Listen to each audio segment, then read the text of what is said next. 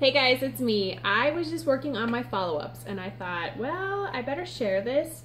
I'm gonna start sharing just the basic stuff of what I do because it seems to work. So you can take it, tweak it, make it your own, but I just kind of wanted to go over that just so that you have a place to start with, because follow-up is the key. Fortune is in the follow-up. So what I do, come here Jacob, I go to our website, maybe, go to your back office,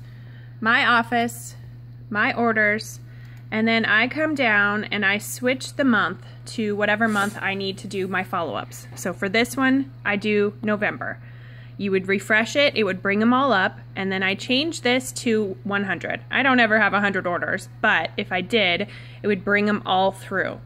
Then what I do is I highlight just the selected information, and I go all the way through and I highlight it. And then what I do is I want to print that because I want a record of it.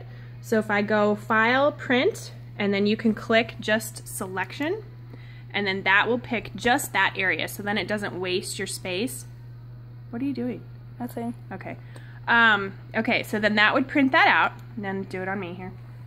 So then, once I print it out, then I put it in this notebook. And what I do is I go through and make notes of each contact that I've had with them. If I left them a message, if I talked to them, if whatever, and then if I have a follow-up that I want to do, right at this moment, when I finish that conversation, I will then put it in my phone under their contact and have it pop up on my calendar to do a follow-up, okay? And then I also, if I have time, will put it in my manual calendar as well, just because my brain doesn't work so well, so I need that double system. So I just wanted to cover that with you. I also take the information and I put it into an Excel spreadsheet. And I don't know if you can see that good. I'm going to hold this.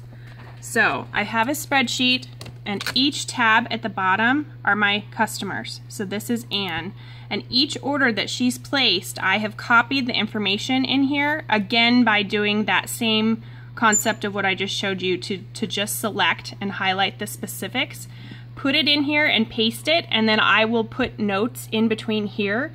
And the reason that I do that is so that once we have new product release, I'll do a search based on, like, when the bronzers came out, well, not bronzers, the creamy shadows.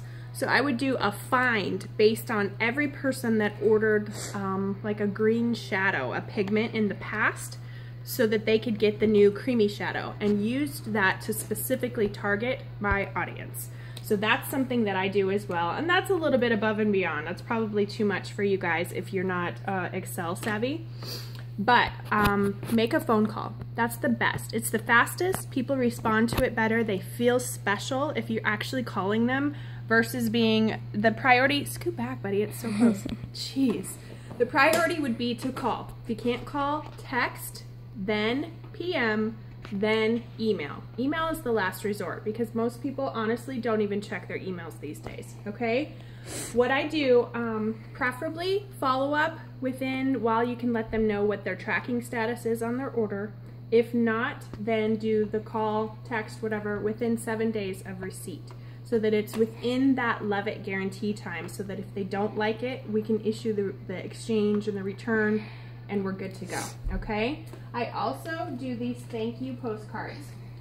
At the time that I talked to them and I got these, I just created these through Vistaprint, my own, and I will send a postcard right after that conversation just to say thank you for that. I'll put some personal note to reference what we just talked about to make it personal. And then if it's a mascara person, I then, at that very same time, fill out a postcard for the reorder. And then and then I will send this. I put this in an envelope, I have it stamped and ready, and I stick it in my file folder for like 2 months from when they purchased, okay? So these are a few ideas. Add them to MailChimp to have your newsletter, and then if you don't have good response, put them on your 100 no's list for future follow-up and for potential hostess and for future presenters. I hope this helps. There's more tips. If you need more, let me know, but I just wanted to share this real quick. Mwah. Love you guys.